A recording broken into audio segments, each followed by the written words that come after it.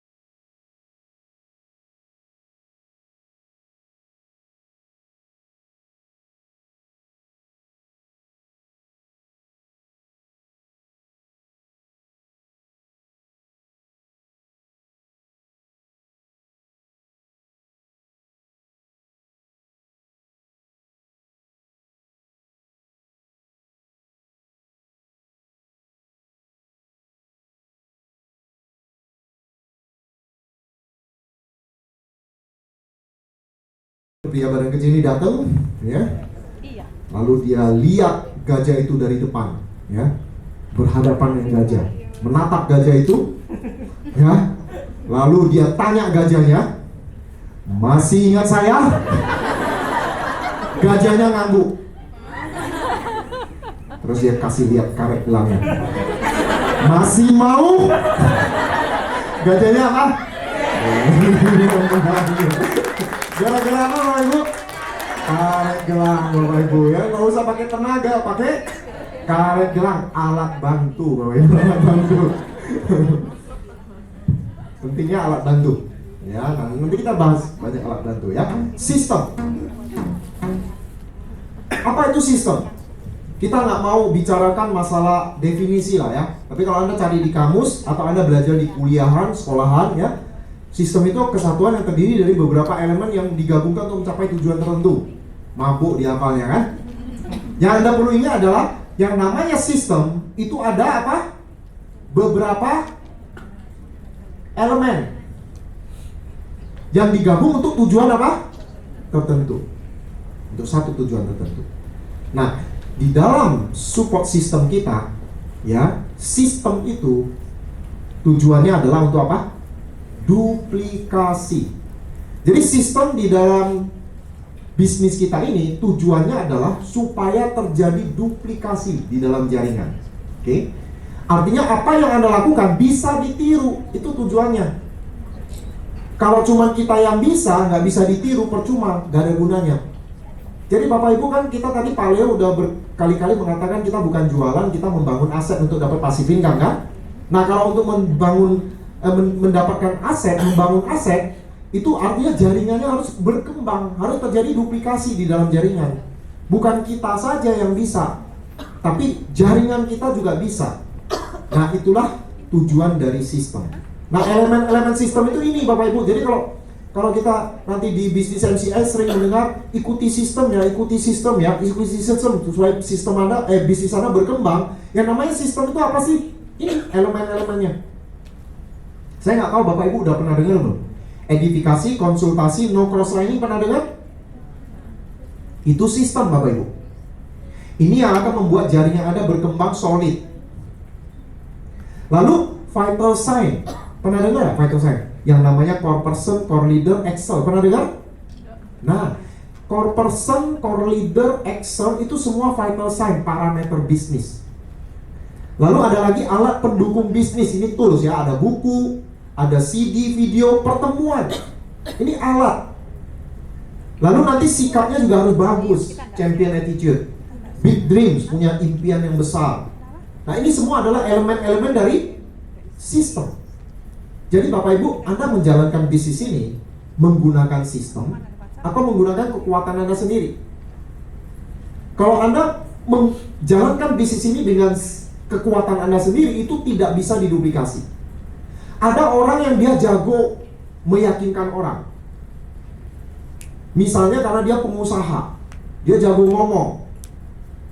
Pertanyaannya, dia joinin orang dengan cara bicara meyakinkan orang karena postur dia. Orang yang join bisa nggak seperti dia? Bisa? Bisa. Kemampuan meyakinkan orang lain sulit diduplikasi. Saya pun nggak bisa meyakinkan orang. Dan saya paling nggak suka kalau orang tersebut join gara-gara saya. Maksudnya gara-gara saya meyakinkan dia. Saya nggak terlalu suka kayak gitu. Kenapa? Karena dia pasti akan butuh saya nanti. Ya, dia akan merasa kalau Pak Suprapto yang bicara baru bisa, gitu kan? Nah, saya paling suka kalau dapat orang yang join gara-gara saya undang dia ke pertemuan, ke VIP. Dia di pertemuan, wih bagus dia join. Wah, saya suka. Berarti dia join karena apa? Sistem. Kalau dia join karena sistem, bisa diduplikasi. Orang ini pasti akan rajin bawa orang ke VIP. Nah, kalau ada orang join gara-gara saya pinjamin CD audio, dia dengerin, dia join, saya senang. Karena dia join karena sistem. Dia bisa pinjamin CD banyak, itu bisa diduplikasi. Sekali lagi Bapak Ibu, jalankan bisnis dengan sistem. Karena sistem bisa diduplikasi. Paham Bapak Ibu? Nah, pertemuan itu tools, alat yang bisa diduplikasi. Kalau di Jakarta, kami ini sudah rutin Bapak Ibu. Setiap minggu sekali kita ada pertemuan yang namanya VIP. Di Surabaya berapa lama sekali VIP? Sebulan sekali. Kalau sebulan sekali itu bisnis Anda lambat sekali. Kenapa?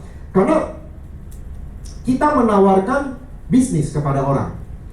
Bukan nano spray, bukan glukola, bukan gel, bukan sosin. Itu salesman. Oke Bapak Ibu? Karena kalau Anda tawarin produk, orang itu beli, puas, dia paling beli lagi. Belum tentu dia mau jadi sales juga. Bisnis Anda berkembang lambat. Ya. Tapi kalau Anda pengen bangun jaringan, yang Anda tawarkan itu adalah apa? Bisnis. Anda mencari orang yang lagi nggak nyaman hidupnya, yang mau berubah, orang yang punya impian, itu dia. Karena orang yang punya impian, Bapak Ibu, dia nggak permasalahkan produknya. Dia punya dream, produk apapun dia jalan.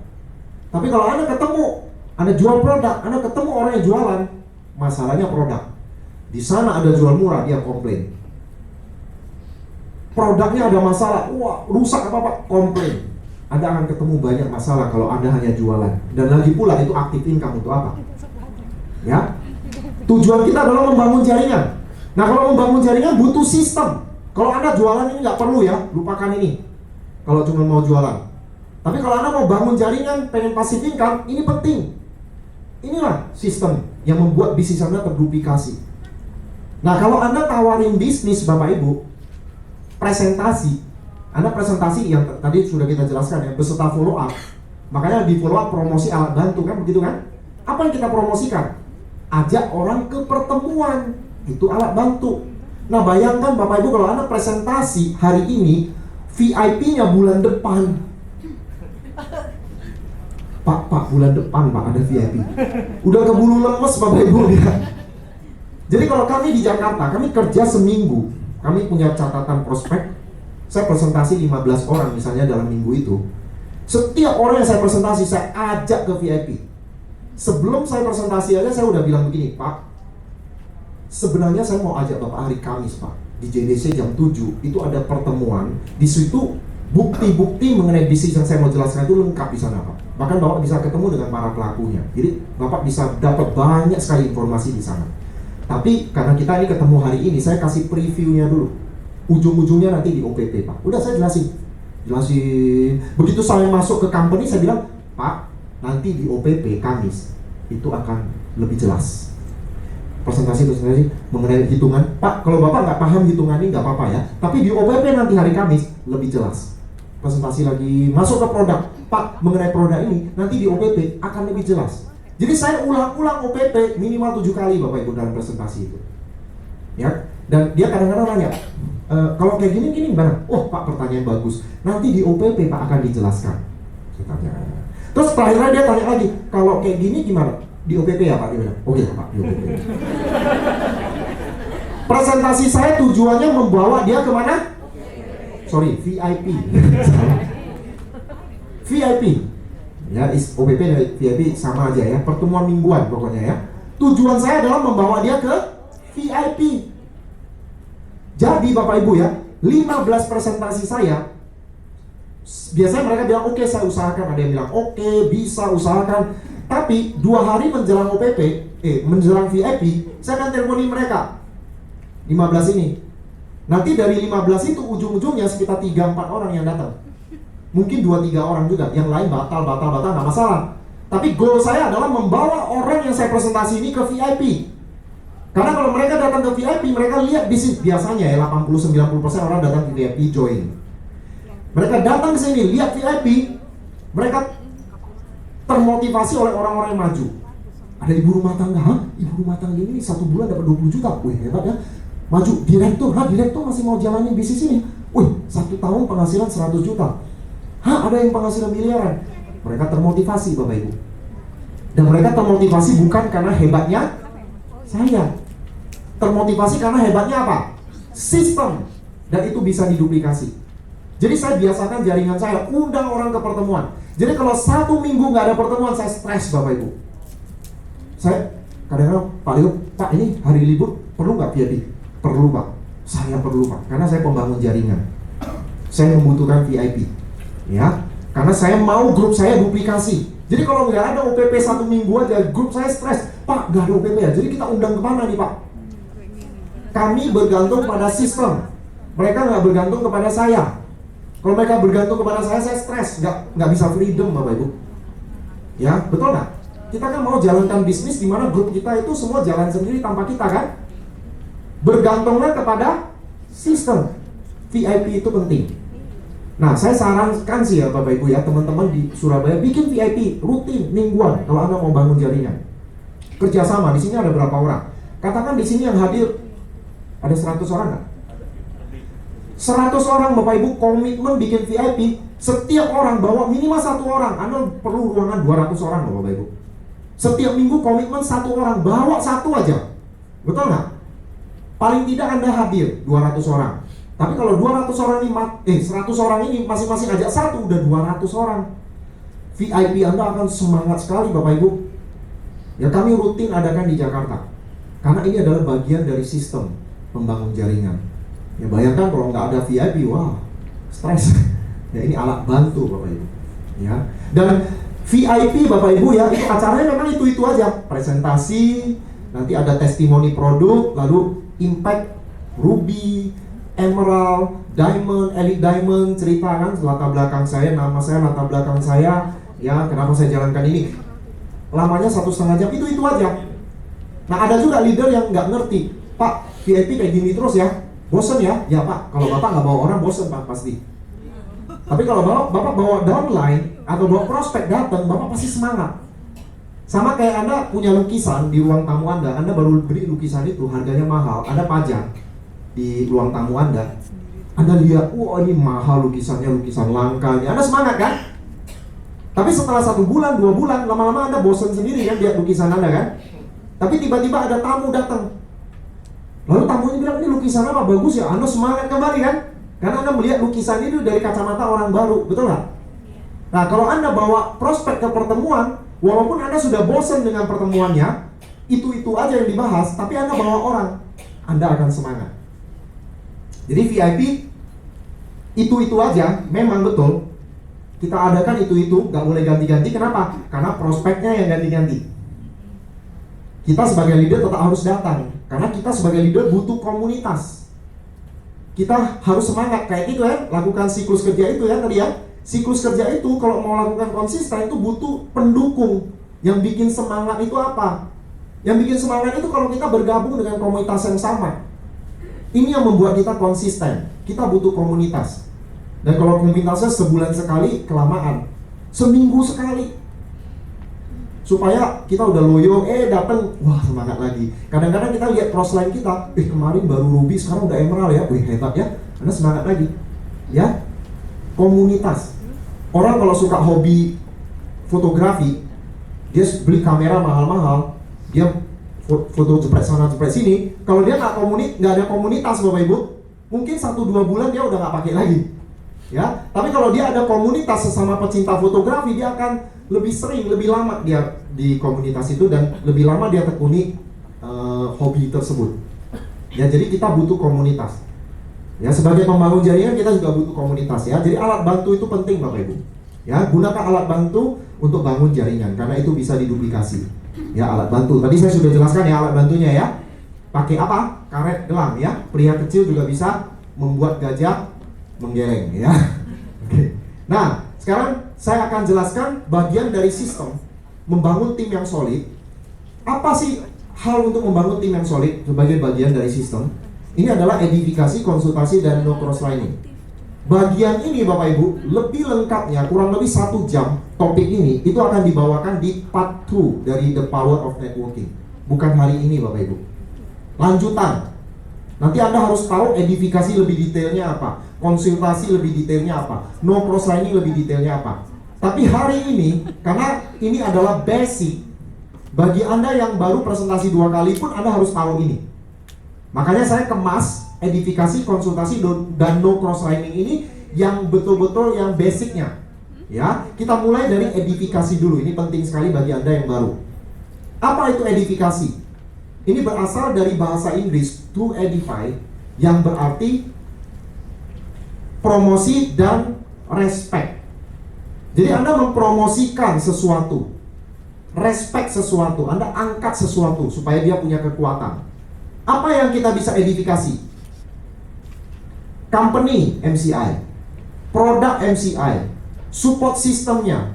Tapi terutama hari ini yang saya mau bahas adalah edifikasi upline Anda.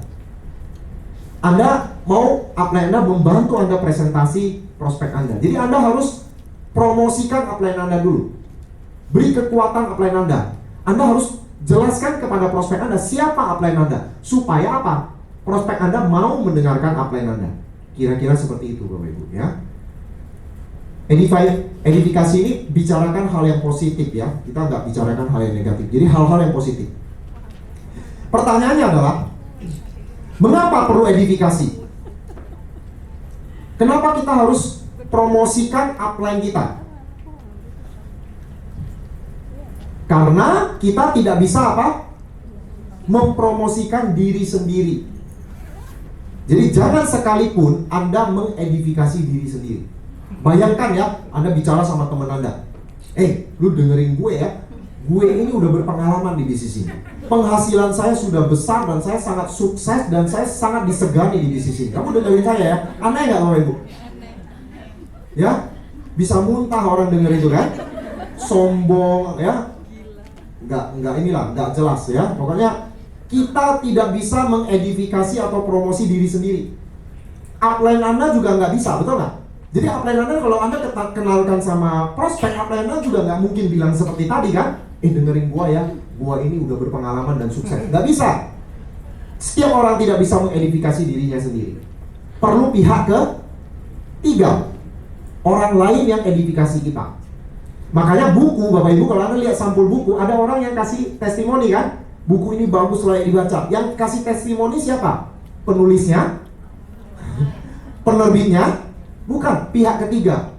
Film juga begitu. Yang kasih referensi pihak ketiga. Karena prinsipnya kita tidak bisa edifikasi diri sendiri. Paham Bapak Ibu?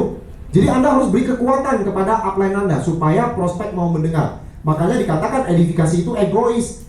Anda memberi kekuatan upline Anda promosikan upline Anda bukan karena upline Anda gila hormat, bukan itu Bapak Ibu. Anda edifikasi upline untuk siapa Bapak Ibu? Diri kita sendiri, makanya egois dibilang. Jadi Bapak Ibu, ketika Anda minta bantuan upline Anda untuk presentasi prospek Anda edifikasi upline Anda. Tujuannya supaya prospek Anda mau dengerin upline Anda dan prospek Anda percaya, join supaya Anda dapat bonus. Jadi edifikasi itu egois.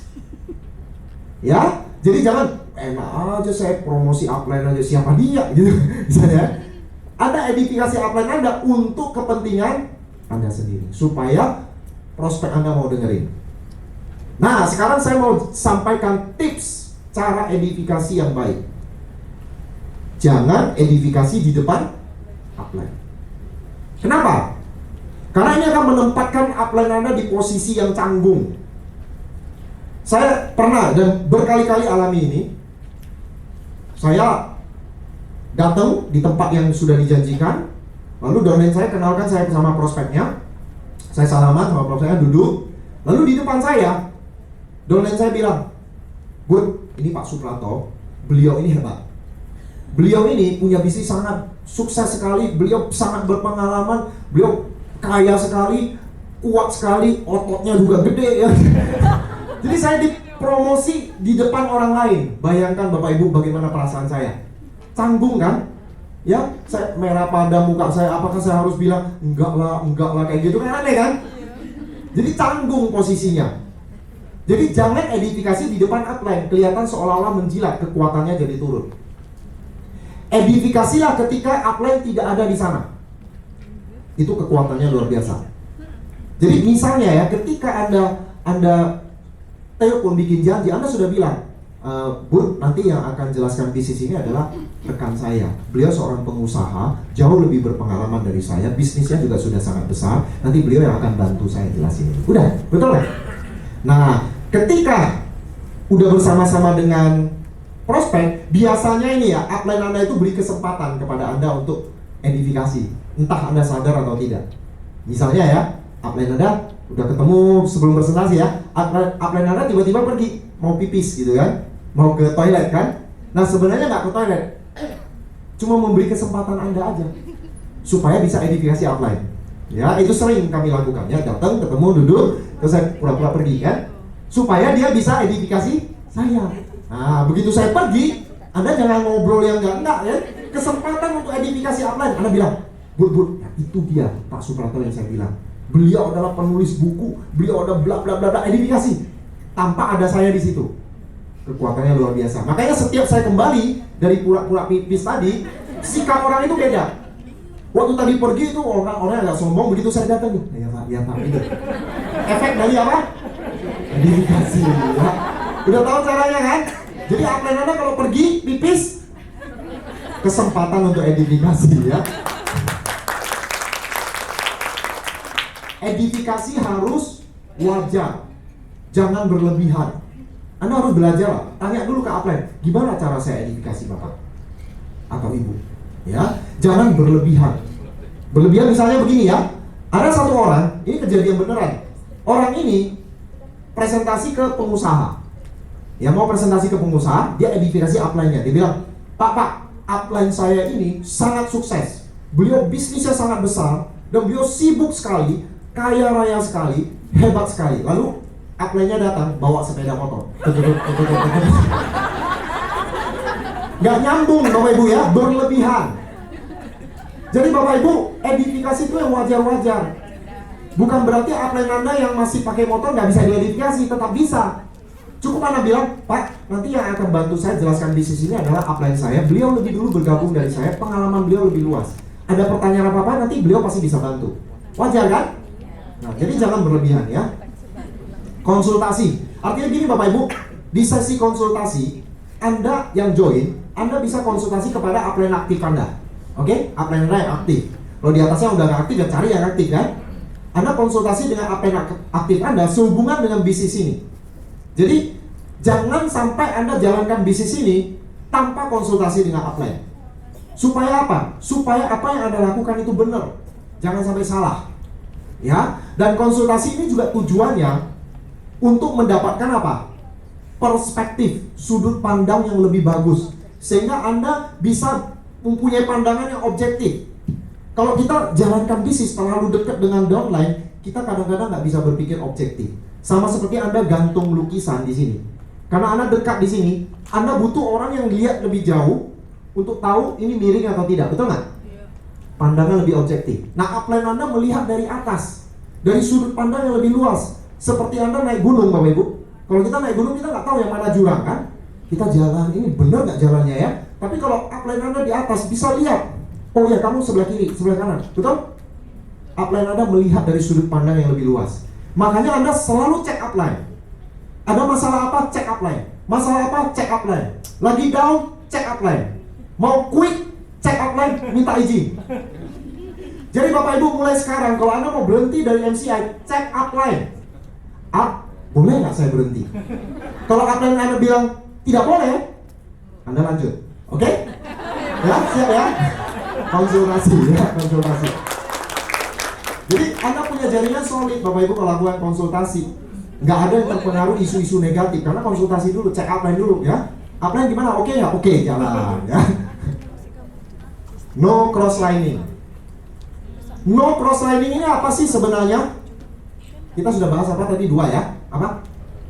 Edifikasi dan konsultasi. Ini no cross-lining. Crossline itu ini Bapak Ibu.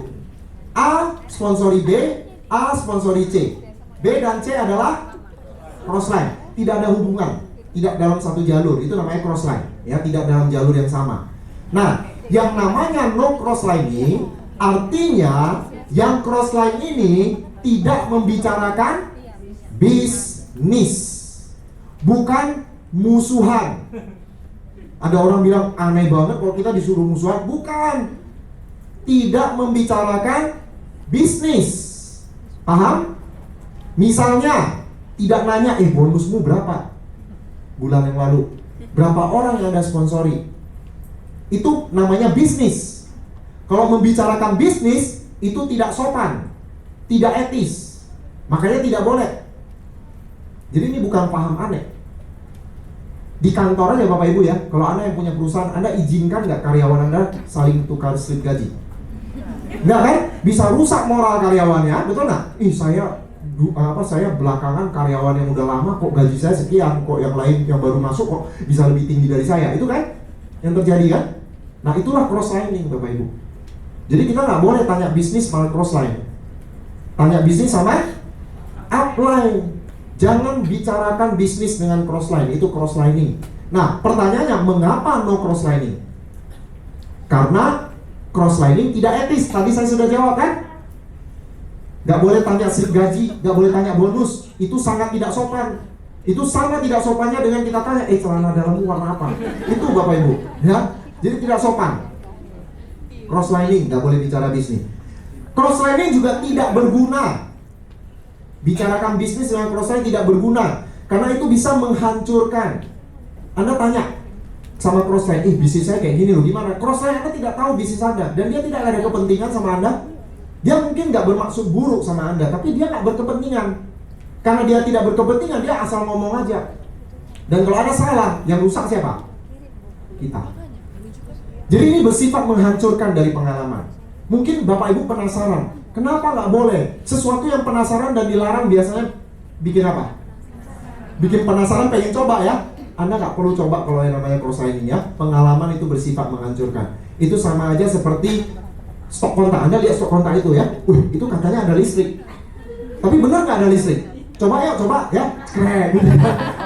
Gak mau kan Bapak Ibu kan? Cross-lining kata upline menghancurkan, tapi kenyataannya menarik. Karena kan manusia sifat dasarnya kepo, betul nggak? Pengen tahu kan? Akhirnya bicara sama upline, sama cross-line ya. Jadi tidak berguna, akan menghancurkan ya. Kenapa Bapak Ibu? Saya mau jelaskan. Kenapa menghancurkan? Belum tentu upline Anda, cross-line Anda jahat. Misalnya Anda bilang, nggak apa-apa lah, cross-line saya baik kok orangnya. Tapi ingat Bapak Ibu, bisnis ini seperti apa? Roller coaster, naik turun. Semangatnya Bapak Ibu. Hari ini ada presentasi, Anda dapat orang yang besok saya mau join, ada semangat ya. Yes, besok mau join. Besok Anda kontak dia nggak angkat telepon Anda. Ya, turun lagi kan? Anda ketemu orang lagi, saya mau datang OPP, mau datang VIP, semangat kan Anda kan? Anda tunggu di VIP nggak muncul. Turun lagi kan? Roller coaster Bapak Ibu, semangatnya naik turun. Anda semangatnya naik turun, crossline Anda juga naik turun. Kalau crossline Anda lagi di atas, dia juga mau kasih Anda semangat. Karena sifat dasar manusia senang berteman. Jadi kalau kita semangat, kita ingin orang semangat juga. Kalau kita down, kita ingin orang down juga. Betul nggak? Masih ingat dulu waktu sekolah, Anda ujian matematika dapat nilai 4. Sedih kan? Lalu Anda lihat orang sebelah Anda, 3 dia. Anda lebih senang kan? Pengen punya teman kan Bapak Ibu kan? Jadi kalau Anda lagi semangat, Anda mau tarik nih crossline Anda ikut semangat. Crossline Anda juga begitu. Kalau dia lagi semangat, dia tarik Anda semangat. Tapi kan kita nggak tahu bisnisnya crossline, betul nggak? Siapa tahu dia dalam posisi down, dia akan menarik Anda turun juga kan? Anda mau tarik dia ke atas kan? Terjadi tarik menarik. Satu di bawah, satu di atas. Yang menang siapa? Kalau dari bawah dengan di atas saling tarik, yang menang siapa? Yang bawah dong, melawan melawan gravitasi kan? Kita tarik ke bawah. Jadi kalau Anda tarik menarik dengan crossline Anda yang di bawah, Anda ikut turun Bapak Ibu. Percakapan dengan crossline tidak membina sama sekali. Contoh ya, di VIP datang prospek, datang crossline ya, duduk. Ya, 2 orang crossline duduk di belakang. Crossline nih Bapak Ibu ya. Lalu yang satu bilang, panas ya ruangan. Terus ini bilang, memang betul ruangan ini panas. Lihat tuh, whiteboardnya jelek banget gitu kan. Iya, ruangan ini menyebalkan ya. Kamu undang berapa orang? Saya undang 42, nggak ada yang datang. Kamu mending, saya 98, nggak ada yang datang. Gak membina kan? Upline-mu siapa? Itu yang botak itu. Sama saya juga botak, memang brengsek dia. Udah pulang aja kita bilang. Gak ada yang membina percakapan crossline. Kenapa? Saling tidak peduli bisnis masing-masing. Yang peduli dengan bisnis kita siapa? Upline, ada kepentingan. Anda sama crossline itu udahlah sosialisasi biasa aja, nggak usah deket-deket banget. Apalagi tanya bisnis, itu bahaya ya. No, crossline ini bukan paham baru yang aneh loh. Jangan Anda bilang ini ajaran support system NCA aneh-aneh, itu nggak boleh crossline, nggak boleh ngomong. Ini bukan paham yang aneh. Di dalam kehidupan sehari-hari ini udah sering. Kayak tadi saya contoh ya, sebagai pengusaha kita tidak izinkan karyawan kita saling tukar-menukar slip gaji. Ya, kan wajar kan? Itu crosslining. Nah juga dalam hal biasa, misalnya suami istri berantem nih. Suaminya pergi ke istri tetangga, jeng saya berantem sama istri. Istri tetangga bilang sini sama saya aja. Crosslining Bapak Ibu, betul nggak? Anda punya anak, Anda mau asuh sendiri atau biarkan anak Anda diasuh oleh tetangga? Nggak mau kan? Apalagi anak Anda crosslining dengan teman sekelasnya. Anak SD atau anak SMP crosslining di kelas narkoba, ya. Lalu bilang, narkoba enak nggak ya? Nggak tahu, katanya enak. Yuk coba nggak, betul? Crossline. Tapi coba kalau tanya ke upline, tanya ke ibunya, gurunya. Boleh nggak? Nggak boleh. Jadi cross-lining itu memang menghancurkan. Itu bukan paham yang baru, bukan paham yang aneh. Oke Bapak Ibu? Jadi no cross-lining, bukan musuhan sama cross-line. Sama cross-line kita tanya, halo, apa kabar? Salam, kita kerjasama di pertemuan. Kan ini cross-line saling kerjasama di pertemuan. Tapi harus jaga, ada batasan-batasannya. Yang nggak boleh apa tadi? Bicarakan bisnis. Bahkan ya, kalau ada yang nanya kita nih, misalnya saya ini sering terjadi ini, saya pembicara. Saya pembicara di satu kota, lalu cross-line datang ke saya. Pak Suprato, ini bisnis saya kayak gini-gini, menurut Bapak gimana? Saya kalau jawab, saya cross-lining. Walaupun saya tahu jawabannya. Kenapa? Karena dia bukan jaringan saya.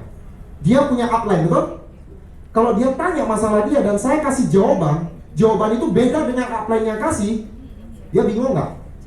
Kepercayaannya sama upline-nya bisa turun. Cross-lining Bapak Ibu. Jadi seringkali saya jawab, masalah seperti ini hanya upline Bapak yang bisa jawab. Karena beliau yang paling tahu kondisi bisnisnya. Coba konsultasi sama upline. Saya tahu beliau orangnya punya pengalaman, beliau pasti bisa kasih nasihat untuk kondisi bisnisnya. Itu Bapak Ibu. Ya, jangan tanya bisnis dengan cross-line Anda. Oke, aman saya. Pulang gak ada yang nanya saya. Edifikasi, konsultasi, no cross-lining. Jadi yang lebih lengkapnya nanti Pak Tu. Ya, ini lebih detail lagi nanti ya. Nah, sekarang saya lanjutkan dengan elemen dalam sistem ini. Anda ingat ya Bapak Ibu ya, edifikasi, konsultasi, no cross-lining, vital sign, ini core person, core leader, Excel. Nah, kalau Anda ingin stabil Bapak Ibu, bangunlah bisnis dengan core person numpuk di atas core person, di atas core person, di atas core person, di atas core person, di atas core person. Kenapa harus core person? Karena ini yang menciptakan kestabilan. Ya, saya mau putarkan video tapi kita nggak ada waktu untuk video. Ya, nah videonya begini Bapak Ibu. Waktu itu saya pernah demo. Kalau batu Bapak Ibu, batu kali itu bentuknya tidak beraturan, ya kan? Nah, kalau Anda mau membentuk, kalau Anda mau menyusun batu kali, di atas batu kali, di atas batu kali, di atas batu kali, Anda harus pegangin supaya nggak jatuh. Kalau Anda lepas, jatuh. Anda nggak akan freedom. Kenapa? Batu kali tidak beraturan. Nah, kenapa di sistem kita ada core person? Karena core person itu ibarat batu bata Bapak Ibu. Batu bata kan bentuknya udah tetap kan? Anda menumpuk batu bata atau core person di atas batu bata, di atas core person, di atas batu bata, di atas core person, dia akan stabil. Anda lepas juga dia tetap dalam posisinya, kestabilan. Ya, makanya core person, core person, core person. Karena core person itu sistem Bapak Ibu. Anda punya satu orang core person, Anda sudah tebak minimal berapa kali presentasi? Berapa kali presentasi core person? Waduh, 15 kali presentasi. Jadi Anda sudah menebak, ini berapa kali presentasi ini. Jadi dapat diprediksi semua, bukan batu kali. Makanya kalau Anda mencetak orang kestabilan, Anda nggak kasih tahu dia, yuk kerja jadi core person, bisnis Anda nggak akan stabil. Anda harus bangun jaringan Anda, sehingga jaringan Anda terdiri dari banyak core person.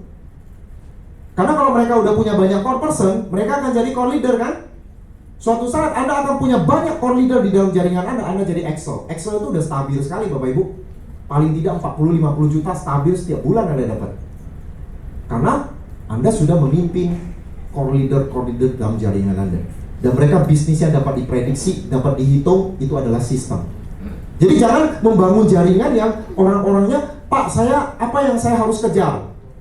Nggak tahu, pokoknya presentasi aja. Anda harus kasih goal, apa yang mereka harus kejar. Orang-orang baru 2 kali presentasi hadir di acara core meeting. Mereka dianjurkan 15 kali presentasi jadi core person. Sudah ada vital sign card-nya kan? Jadi core person, itu goal pertama Anda. 3 bulan pertama ini jadi core person, belajar dulu cara bangun bisnis ini. Jadi saya selalu minta orang 3 bulan ini Pak komit menjadi core person Pak. 3 bulan ini supaya jadi kebiasaan. Jadi kita ini punya goal Pak bangun bisnis ini mencetak banyak core person. Lalu kalau Anda sudah core person, Anda mencetak core person di bawah Anda, goal Anda jadi apa? Core leader. Itu cara kita bangun bisnis ini Bapak Ibu ya. Itu namanya sistem ya. Nah, ini saya udah bahas lagi. Robert Kiyosaki mengatakan jalankan sistem. Suatu saat sistem akan menjalankan bisnis Anda. Oke, jadi Fokus, sistem. Kalau Anda jalankan sistem, suatu saat sistem akan menjalankan bisnis Anda. Tapi kalau Anda nggak pernah jalankan sistem, Anda nggak akan freedom. Oke? Grup Anda akan bergantung pada Anda. Tapi kalau Anda jalankan sistem, Anda gunakan alatnya, Anda hadir di pertemuan, Anda gunakan alat, Anda cetak core person, akhirnya jaringan Anda adalah orang-orang yang menerapkan sistem itu. Mereka semua menggunakan VIP. Suatu saat Anda santai-santai 1 bulan, 2 bulan, Anda balik, bisnis Anda malah gede, Bapak Ibu. Karena mereka tidak bergantung kepada Anda, mereka bergantung kepada sistem. Paham Bapak Ibu? Ya. Ingatlah kalau dalam jumlah presentasi, kuantitas mengalahkan kualitas. Jumlah yang banyak jauh lebih penting daripada kualitas. Orang baru biasanya, Pak, saya kalau belum bisa presentasi, saya nggak mau presentasi dulu. Ya kapan bisanya kalau nggak pernah coba? Makin banyak Anda mencoba, kualitasnya makin meningkat. Tapi jumlah lebih penting daripada kualitas. 20 presentasi yang jelek itu lebih baik daripada 1 presentasi yang hebat. Kalau Anda jago presentasi, nggak ada gunanya kalau Anda cuma presentasi 10 kali. Jelek presentasinya, tapi presentasi 100 kali dia yang sukses. Bisnis ini bisnis banyak-banyakan presentasi. Saya baca bukunya Eric Worre, saya bacanya buku Alan Peace ya.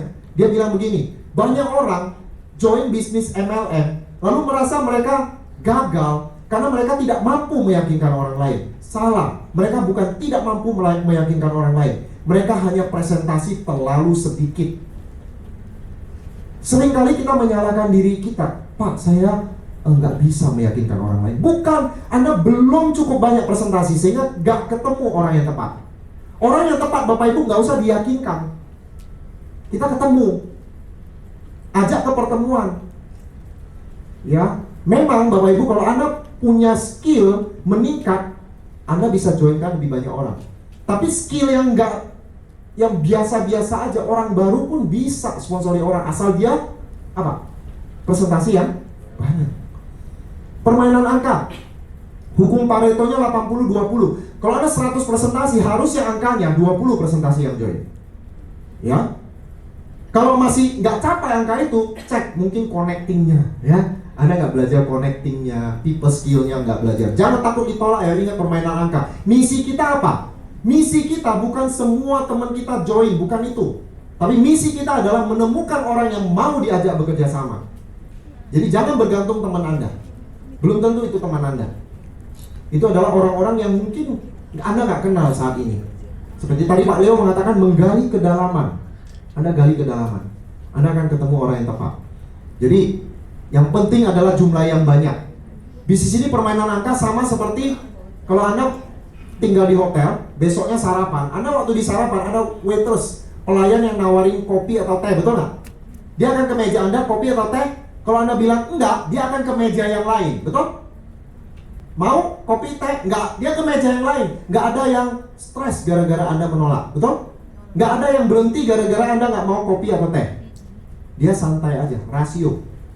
Ya, tidak pakai perasaan. Kalau Anda pakai perasaan nggak kuat Bapak Ibu jalankan bisnis ini. Kenapa teman saya ini, apa sih kurangnya saya baik sama dia? Kita sama-sama masa kecil bersama, curi ayam sama-sama, rebutan pacar sama-sama. Kok tega-teganya saya tawarin dia nggak mau? Ditolak 5 orang, tadinya Anda lihat bisnis ini bagus, begitu ditolak 5 orang, jangan-jangan bisnis ini memang nggak bagus ya. Pakai perasaan Bapak Ibu terlalu lebay dan galau, ya, baper ya. Oke, kayak pengemis saja ngerti Bapak Ibu. Saya di Emporium ya, kalau saya nyetir mobil di Emporium ada lampu merah, mobil kan derek kan, di situ kan. Pengemis datang ke mobil pertama, wajahnya nggak ada perasaan. Ya, nggak dikasih, dia ke mobil sebelah, cool tetap wajahnya. Nggak dikasih, dia ke mobil sebelah. Setelah beberapa mobil ada yang ngasih. Nanti dia jalani beberapa mobil ada yang ngasih. Dia nggak ada yang down Bapak Ibu, pengemis. Nggak ada yang gara-gara dia minta nggak dikasih, besok dia insaf jadi pengemis. Nggak ada Bapak Ibu. Dia tetap aja permainan angka. Ya, oke. Permainan kartu, Anda sudah tahu jurusnya Pak Leonardo ya. Pak Leo udah jelaskan. Dalam satu tumpuk kartu itu ada berapa kartu as? Kok tahu ya? Sering main ya. 4 kartu as. Jenderal Anda. Tapi untuk menemukan kartu as ini, seringkali kita akan ketemu kartu biasa yang menolak, orang yang join tapi nggak aktif. Ketemu lagi apa? Yang menyebalkan, joker, diketawain, diledek, betul? Kalau Anda diledek, Anda jalan terus atau quit? Jalan terus, karena Anda tahu ada kartu as. Ada orang yang tepat menunggu Anda. Anda harus banyak ditolak, Bapak Ibu. Ya, jangan takut dengan penolakan. Yang penting apa? Banyak.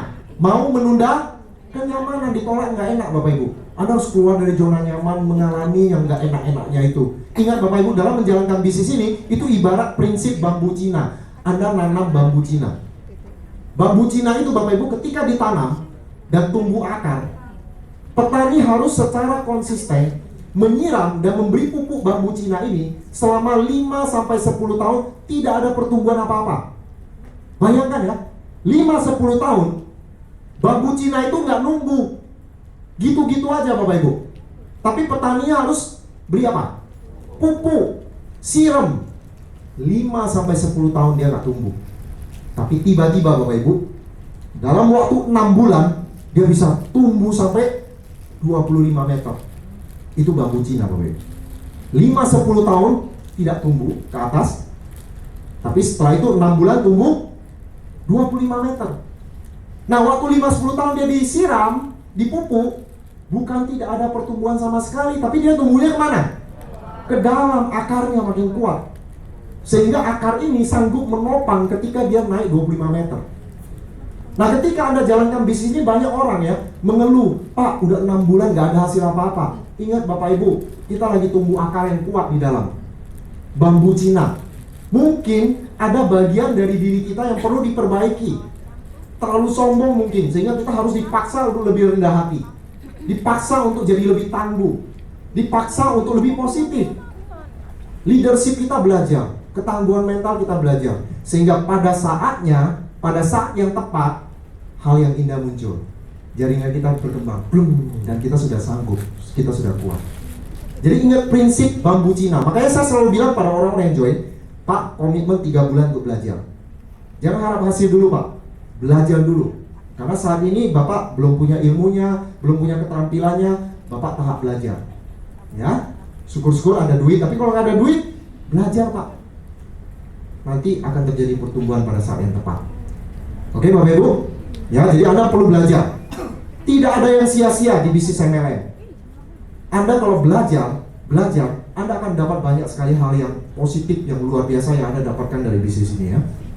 Lakukan hal yang tak nyaman, yang orang lain tidak mau lakukan, dan akhirnya menikmati kenyamanan yang orang lain tidak nikmati. Perlu impian. Ini saya agak cepat ya, Impian itu apa? Sesuatu yang sangat Anda inginkan dan memotivasi Anda untuk berjuang keras mewujudkannya. Jadi impian itu bukan sekedar keinginan. Saya mau kasih tahu, kalau keinginan itu dapat syukur, nggak dapat nggak apa-apa. Itu keinginan. Kalau Anda tanya pada orang, mau kaya nggak? Semua orang jawabnya apa? Mau. Kucing aja ditanya mau. Tapi kenapa nggak semua orang kaya? Jumlah orang kaya kenapa nggak banyak? Karena cuman mau, cuman sekedar keinginan, belum jadi impian. Kalau impian itu nggak ada tawar-menawar. Kayak saya tanya Pak Jerry impiannya apa? BMW Pak. Kalau nggak dapet, Avanza juga nggak apa-apa. Nah, itu bukan impian. Itu bisa ditawar. Kalau impian, saya tanya, kalau nggak dapet BMW gimana? Pak Jerry pasti jawab, harus dapet Pak, nggak boleh nggak dapet. Nah, itu baru namanya impian. Jadi impian itu nggak ada tawar-menawar, sesuatu yang kita sangat inginkan dan kita mau lakukan apapun juga asalkan halal untuk dapatkan itu. Itu namanya impian. Ketika kita dapat bisa nangis, itu namanya dream. Ya. Nah, kenapa impian penting? Pertama, modalnya kecil bisnis ini. Anda nggak harus jual sawah kan Bapak Ibu kan? Join bisnis ini. Ya, 3 juta modalnya. Modalnya kecil Bapak Ibu. Karena modalnya kecil, modal tidak bisa memotivasi Anda. Banyak orang yang jalankan bisnis ini, dia mengalami hambatan, dia berpikir, berhenti juga nggak rugi, 3 jutanya saya udah dapat produk.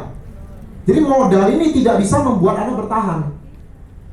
Beda dengan kalau Anda jual rumah ratusan juta Anda keluarkan untuk join bisnis ini, saya yakin nggak punya impian juga Anda ngotot karena nggak mau kehilangan uang Anda. Alasan pertama impian penting karena modalnya kecil. Alasan kedua, karena tidak ada bos. Upline Anda bukan bos Anda. Kalau Anda kerja di kantor, Anda nggak masuk kantor, diapain sama bos? Dimarahin, lama-lama dipecat. Sehingga Anda nggak punya dream pun masuk kantor, ya nggak? Ya, ngomel-ngomel tapi masuk kantor juga kan? Ngomel-ngomel masuk kantor juga, nggak perlu punya dream. Kenapa? Ada bos, bisa dipecat. Bisnis ini nggak ada bos. Upline Anda bukan bos Anda, partner Anda. Jadi mau tidaknya Anda jalankan bisnis ini tergantung sesuatu dalam diri Anda. Itu adalah apa? Dream, impian Anda. Ini yang membuat Anda mau jalankan bisnis ini. Itu sebabnya di bisnis ini kita selalu bilang, dreammu apa? Kamu punya attitude yang bagus, kamu orang yang pintar belajar, kamu orangnya hebat semua, tapi nggak punya dream, nggak ada yang namanya kerajinan. Karena kita tahu kan, nggak ada orang malas kan? Yang ada orang yang tidak termotivasi. Motivasi itu apa? Dream. Ya, apa yang membuat Anda mau jalankan bisnis ini? Saya suka dengan istilah burning desire, itu sesuatu yang nggak bisa ditawar, menggelora dari dalam, semacam obsesi. Kita rasanya, waduh, pengen keluar untuk presentasi karena ingat dream kita. Dream kita banyak hal, Bapak Ibu. Kalau financial freedom, Anda ingat ya, financial freedom itu apabila passive income lebih besar dari expense, pengeluaran Anda. Kalau pengeluaran Anda setiap bulan 30 juta, Anda punya passive income 50 juta, berarti Anda financial freedom. Bukan active income tapi passive income. Dan ingat, suatu saat kita pasti butuh passive income, karena active income pasti berhenti. Tapi kebutuhan kita tidak akan pernah berhenti. Ya. Lalu uang tidak membuat Anda kaya, aset yang membuat Anda kaya.